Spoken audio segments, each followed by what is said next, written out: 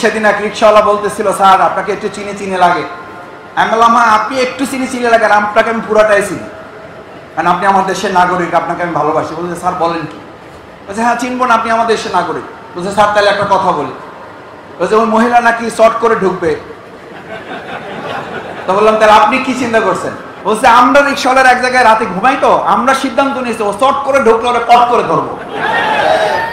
সুতরাং যারা শেখ হাসিনা এবং তার দলের দোসররা এখনো বিভিন্ন জায়গায় ঘাপটি মেরে থেকে এই সমস্ত ভিডিও বার্তা এবং গোপন ফোনালা পাস করে, এটা তাদের ষড়যন্ত্র।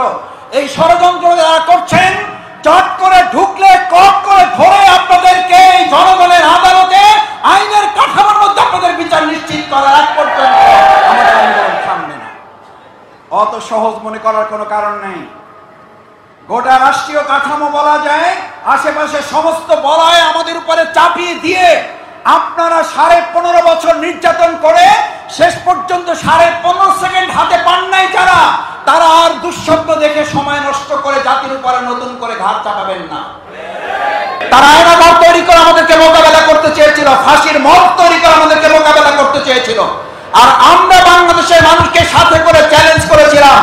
ফাঁসি দিয়ে নিষিদ্ধ করে 144 ধারা জারি করে জামাত ইসলামী নেতা কর্মীদের মুখে গুলি চালিয়ে মামলার পর মামলা, হামলার পর হামলা, রিমান্ডের পর রিমান্ড, নির্যাতন নিপীড়ন পঙ্গুত্বকরণ করে বাংলাদেশ জামাত ইসলামীকে 1 সেকেন্ডের জন্য স্তব্ধ করা যায়নি, যাচ্ছে না, ভবিষ্যতে কেউ করতে সাহস করবে। কেন এটা করেছেন? কেন আয়না ঘর তৈরি করেছেন? ব্যারিস্টার আরমানের কি অপরাধ ছিল? ব্রিগেডিয়ার আমান আজমের কি অপরাধ ছিল? আমাদের আজকেও জানতে হবে। আমাদের ওয়ালিউল্লাহ মুকাদ্দাসরা কোথায়, তাদের ঠিকানা আপনাদের দিতে হবে। বাংলাদেশ ইসলামী ছাত্র শিবির, জামাত ইসলামের অসংখ্য নেতা কর্মীদেরকে আপনারা গুম করেছেন। আমাদের এই প্রিয় মাতৃভূমি বাংলাদেশকে নিয়ে এখনো কতিপয় ষড়যন্ত্রকারী, কতিপয় দুষ্কৃতিকারী এখনো বিভিন্ন জায়গায় চাঁদাবাজির নামে বিভিন্ন জায়গায় আমাদের ভাইদেরকে কোথাও কোথাও তাদেরকে চোর সন্দেহে পিটিয়ে হত্যা করা হচ্ছে। আমরা তীব্র নিন্দা এবং প্রতিবাদ জানাই। কোন অনৈতিক হত্যা, কোন হত্যাকেই আমরা সমর্থন করি না। যারা আজকে আমাদের বিশ্ববিদ্যালয়ের ছাত্রদের নির্যাতন করছেন কোন কোন ক্ষেত্রে, আমরা পত্রিকার মাধ্যমে, আমরা বিভিন্ন গোয়েন্দা তথ্যের মাধ্যমে জানার সুযোগ পাচ্ছি, ছাত্রলীগের কতিপয় লোকেরা বিভিন্নভাবে বিভিন্ন অনুষঙ্গ প্রবেশ করে এই সমস্ত অপকর্মের সাথে তারা জড়ানোর চেষ্টা করে আমাদের ভাবমর্যাদা নষ্ট করার চেষ্টা করছেন। অন্তর্বর্তীকালীন এই সরকারের কার্যক্রমকে প্রশ্নবিদ্ধ করার চেষ্টা করছেন।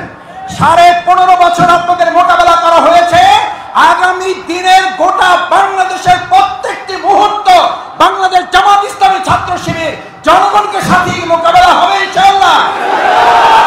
এই মোকাবেলার জন্য আপনাদের প্রস্তুত থাকার উদাত্ত আহ্বান জানিয়ে, বিগত দিনে আপনারা 32 নম্বর যেভাবে মোকাবেলা করেছেন, বিগত দিনে হাতুড়ি লীগ, হেলমেট বাহিনীকে যেভাবে মোকাবেলা করেছেন, সন্ত্রাসীদের গডফাদার স্বরাষ্ট্রমন্ত্রীর নির্দেশনাকে যেভাবে মোকাবেলা করেছেন, ঠিক একই চেতনা নিয়ে বাংলাদেশের আগামী দিনে স্বর্ণোজ্জ্বল ভবিষ্যৎ করার, বাংলাদেশ জামাত ইসলামীর সিদ্ধান্তকে বাস্তবায়ন করার পাহারাদারির দায়িত্ব আমরা এখান থেকে গ্রহণ করে গেলাম।